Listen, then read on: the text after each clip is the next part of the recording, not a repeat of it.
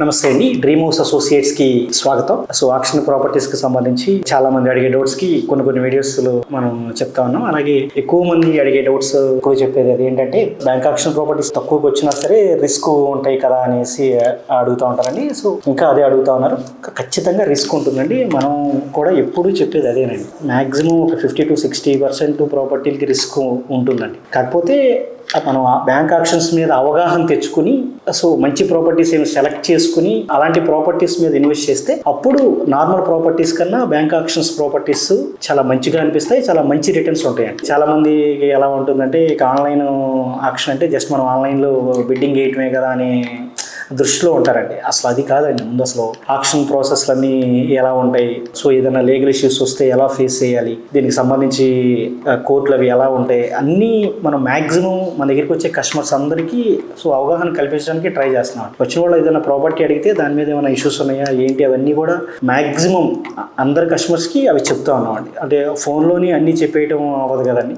So అందుకని మన దగ్గర ఏం అడుగుతా ఉన్నామంటే సో మీరు ఫోన్ చేసి వెంటనే బ్యాంక్ ఏంటి ఆన్లైన్లో ఏది అని అలా కాకుండా ముందు ప్రాపర్టీని చూసి తర్వాత మన దగ్గరికి ఒకసారి ఆఫీస్కి వస్తే మీకు ఏది మంచి ప్రాపర్టీ ఏది మంచిది కాదు, లేదా మీరు ఏదైతే ప్రాపర్టీ తీసుకుందాం అనుకున్నారో దానికి ఏమైనా ఇష్యూస్ ఉన్నాయా, సో ఇలాంటివన్నీ గైడ్ చేసి సో మంచి ప్రాపర్టీని మీకు ఇప్పించడానికి మేము ట్రై చేస్తాం. సో మేము కూడా మీ నుంచి అదే కోరుకుంటున్నాం. సో అలాంటి మీకు కూడా అలా ఉండడం వల్ల ఏంటంటే సో ఆక్షన్ ప్రాపర్టీల మీద అవగాహన వస్తుంది, అలా మంచిగా ఇన్వెస్ట్ చేస్తే మంచి రిటర్న్స్ ఉంటాయి. సో ముందు మనం కోరుకునేది అదేనండి. నేను అందరికీ ఫోన్లో కూడా చాలా మందికి అలా చేసినా కూడా నేను చెప్తా ఉంటాను. జస్ట్ ఫోన్ కాదండి, ఏదైనా ముందు ప్రాపర్టీ అంటే చూసి ఆఫీస్కి రండి, దాని గురించి క్లియర్గా ఎక్స్ప్లెయిన్ చేసిన తర్వాత ఆక్షన్లోకి వెళ్దామని చెప్తానండి. అలా ట్రై చేస్తే చాలా మంచి రిటర్న్స్ ఉంటాయండి. అలా కానీ మనం ఆక్షన్స్ మీద అవగాహన కలిగించుకుని మంచి ఆక్షన్స్ ప్రాపర్టీస్ మీద ఇన్వెస్ట్ చేస్తే నార్మల్ ప్రాపర్టీస్ కన్నా బ్యాంక్ ఆక్షన్ ప్రాపర్టీస్ చాలా మంచివండి. అంటే చాలా మంచి రిటర్న్స్ ఉంటాయని అర్థం. అలాగని అన్ని ప్రాపర్టీస్ ఎక్స్ట్రాడినరీ కాదండి. 50% మినిమం 60% కూడా ప్రాబ్లమ్స్ ఉన్న ప్రాపర్టీస్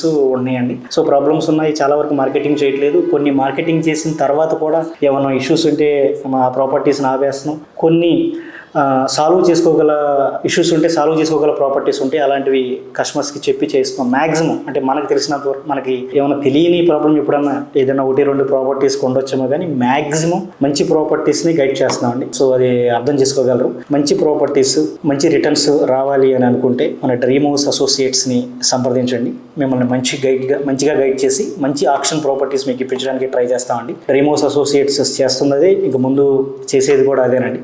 ఏదో ఆన్లైన్లో ఒక ప్రాపర్టీని చూసేసి దానికి బిడ్ వేసేయడం అలా అనుకోవద్దు. సో మ్యాక్సిమం ఆక్షన్స్ మీద అవగాహన కల్పించుకోవడానికి ట్రై చేయండి. అది చాలామంది ఫోన్లో అన్నీ చెప్పాలంటే అవ్వట్లేదండి. అన్ని ఫోన్లు రిసీవ్ చేసుకుని అందరికీ ఫోన్లోనే చెప్పాలంటే అవ్వదు. కానీ మీకు ఏదైనా ప్రాపర్టీ నచ్చితే నేను అదే చెప్తా ఉంటాను, ఎప్పుడు అదే చెప్తాను. ఫోన్ చేసే వాళ్ళకైనా నార్మల్ మన దగ్గరికి వచ్చే వాళ్ళకైనా ముందు ప్రాపర్టీ నచ్చితే చూడండి, చూసి తర్వాత ఆఫీస్కి వస్తే సో దాని గురించి క్లియర్గా అంతా ఎక్స్ప్లెయిన్ చేస్తానండి. అన్నీ ఏంటంటే కొంతమంది ఎలా ఉన్నారంటే అన్ని వీడియోలోనే చెప్పేయాలనేటట్టు ఉంటారండి. అసలు ఒక 30 seconds 40 seconds వీడియోలో ఒక ప్రాపర్టీకి పెట్టే వీడియోలో అంత క్లియర్గా ఎక్స్ప్లెయిన్ చేసేయటం అవ్వదండి. సో అందుకని ముందు ఒక ప్రాపర్టీ నచ్చినప్పుడు రేట్ రీజనబుల్గా ఉందనుకున్నప్పుడు చూసి ముందు ప్రాపర్టీని విజిట్ చేయండి. నెక్స్ట్ ఆఫీస్కి రండి, అన్ని డీటెయిల్స్ కనుక్కున్నాక మీకు సాటిస్ఫై అయితేనే అప్పుడు బిడ్లోకి వెళ్దామండి. థ్యాంక్ యూ అండి, థ్యాంక్ యూ సో మచ్.